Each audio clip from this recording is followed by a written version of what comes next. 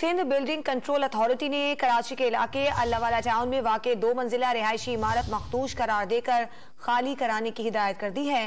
तफसीलात लेंगे don news के नुमाइंदे इमरान अहद खान से। इमरान, क्या इमारत खाली करवाई जा रही है?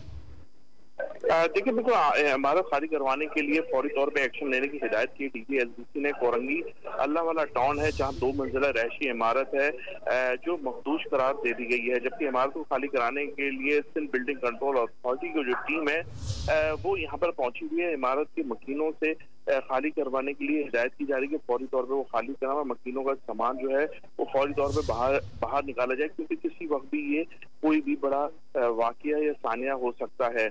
मगर देखने में आ रहा है कि मखदूश इमारत जो है उसके हवाले से कमिश्नर कराची ने हिदायत दी थी जितनी भी मखदूश इमारतें हैं उनकी फौरन लिस्ट बनाई जाए, उनको फौरी तौर पे जो है वो खाली करवा के उनको मस्मार किया जाए उस इमारतों को। मगर उसके बावजूद भी शहर के मुख्तलिफ इलाकों में ऐसी इमारतें जो है वो तकरीबन 600 से ज्यादा हैं जो खतरनाक भी करार दी जा सकती हैं, मगर उसके बावजूद भी आज भी यहाँ पर जो रहायशी है वो यहाँ पर मुकीम है।